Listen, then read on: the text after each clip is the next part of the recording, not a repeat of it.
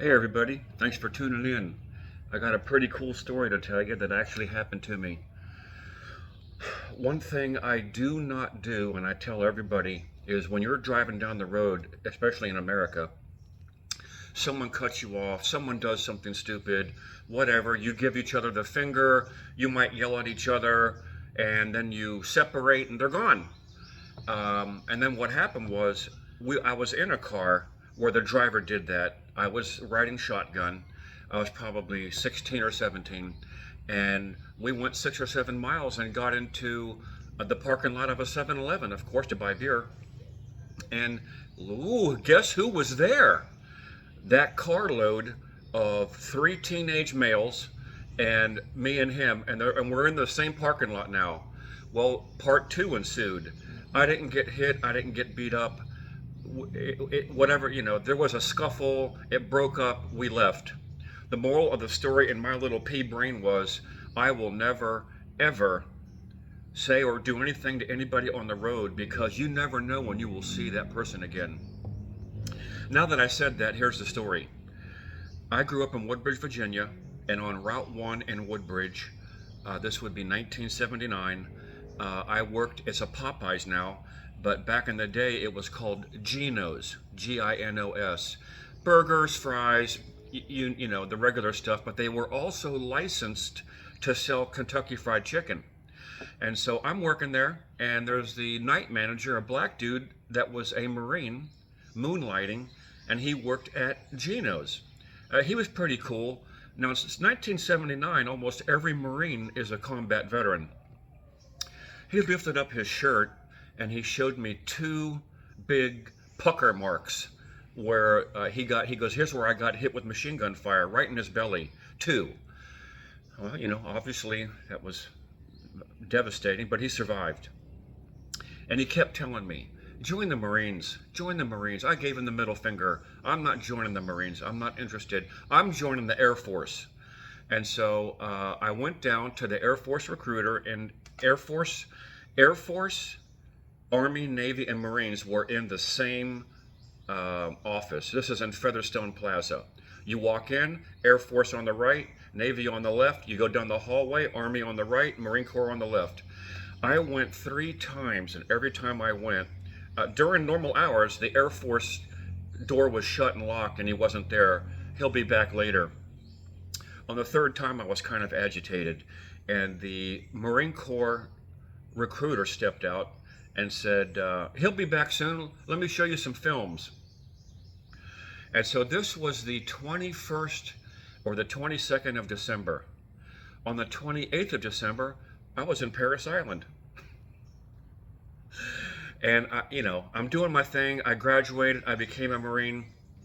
I went here, I went there. I worked on helicopters and OV-10 Broncos. And I got sent to Okinawa, Japan. And in Okinawa, Japan, we would leapfrog to other places and practice, doing our thing, killing and blowing up things. And so I'm in Tokyo, Japan. The streets there are massive. The sidewalk. And I'm 6'6", right? So when I'm walking down the street with two other Marines in my squadron, we stick out like a sore thumb. I can look down and see an ocean of black hair. And so, 3 lily white dudes walking down the sidewalk and across the street. And so picture the street the size of like a New York street. It ain't small. And I look over, and obviously almost every male that's going to be there is going to be military. We look across the street, man, and there's this dude giving us a hard look. Now, in the Marine Corps, any senior Marine can pull any junior Marine to the side and, when's the last time you had a haircut? Come, and then he'll get your information and you'll get your ass reamed out later. So he's looking at us hard. And I looked over and I said, hey, is everybody's haircut? Look at that guy. And you can tell by his age, he's probably around 40. And maybe not that old. And so we're like 21, 22. And all of a sudden he points at us with a hard point like that. And Obviously, he's given us the signal to stay there. It's a black dude. He goes to the corner, comes across the street. When he comes to the other corner, I could not believe it. It was Jasper from Geno's. He recognized me. And he came over, shook our hands, gave us the bear hug. I'm so glad you joined the Marines. Let me treat you to McDonald's. Now he's a sergeant major. I guess in Geno's at 1979, he was probably an E. He was probably a staff sergeant or a gunny. I don't know. So anyway, he treats us to McDonald's, and his MOS is the hardcore 0311 infantry. Those guys are a different breed. What we do in the air wing is we work on the aircraft. Discipline low. Get the aircraft flying. Pilots don't care. They're not caring about your uniform and your haircut. As long as you don't do anything stupid, they don't care. In one squadron, you might have 75 officers. And on the flight line, I can address you by your flight name, Major Swamp Dog, or whatever it is. And all they want is flight hours. It's difficult to get flight hours. They're competing for flight hours. Most flights last 1 hour or less, and you have to maintain 7 hours a month or you start getting bumped back. So they don't care about discipline. In the infantry, everything is discipline. So anyway, long story short, he says, I want you to come to my unit. I want to introduce you. I mean, this is a success story, and I want to introduce you. And in my mind, I'm thinking, 0311. I didn't say anything. And he goes, here's the address, blah, blah, blah, blah, blah. And then he looked at me, because the other two weren't invited. He looked at me and he said, don't show up looking like an air winger. Don't be fluff and buff. You better be sharp. You're entering the other side of the tracks. I knew exactly what he meant. So I ironed and I pressed, and I ironed and I pressed, and I shaved, haircut, spit shine boots, the whole 9 yards. I got permission from my gunny to go to his unit. I was excused for like almost a whole day. I got to his unit. I got to his office. I looked around. There's other Marines, you know, those guys in their unit. I'm getting the evil eye, the stink eye. They're looking at me. They know I'm an outsider. Who am I? They don't know. They don't like it. What's going on? I'm an E3, so they know I don't have high rank.